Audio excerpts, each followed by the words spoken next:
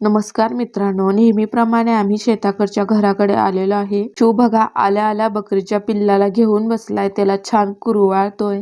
त्याच्याशी छान गप्पा मारत बसलाय. शिवच्या गप्पा छान रमल्या होत्या. तेवढ्यात त्याची शेतात चरायला गेलेली आई आली. तिने आल्या आल्या आपल्या पिल्लाला पोटभर दूध पाजलं. असं आहे ना मित्रांनो, माणूस असो किंवा प्राणी, शेवटी आई ती आई असते ना. आपण ह्या जगात कुठेही गेलो तरी आई वडिलांनी इतकं प्रेम कुणीही करत नाही. पिल्लाला पाजून झाल्यानंतर मम्मा दोघींनाही घरात बांधायला घेऊन गेली. त्याच्यानंतर आम्ही भात सुकत घातलं होतं ते गोळा करायला घेतलं. आमचा शिव बघा आईला कशी भात भरायला मदत करतोय.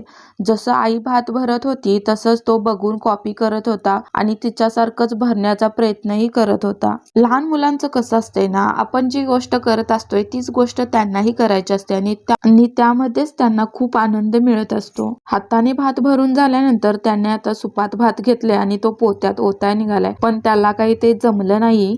ही बघा आमची छोटी मॉडेल काय करतायत. आम्ही सगळं भात भरून घेतलं आणि आत घरामध्ये नेऊन ठेवलं. दुसऱ्या बाजूला थोडं भरायचं बाकी होतं. तोपर्यंत बघा ही फलटण आमची सगळी गोळा होऊन आलेली आहे त्या भातात. शिव आणि माऊची पिंजराच्या होळीत कशी मस्ती चालले बघा. तुम्हाला व्हिडिओ कशी वाटली कमेंट मध्ये नक्की सांगा. व्हिडिओ आवडले असेल तर व्हिडिओला लाईक, शेअर आणि सबस्क्राईब करायला विसरू नका. धन्यवाद.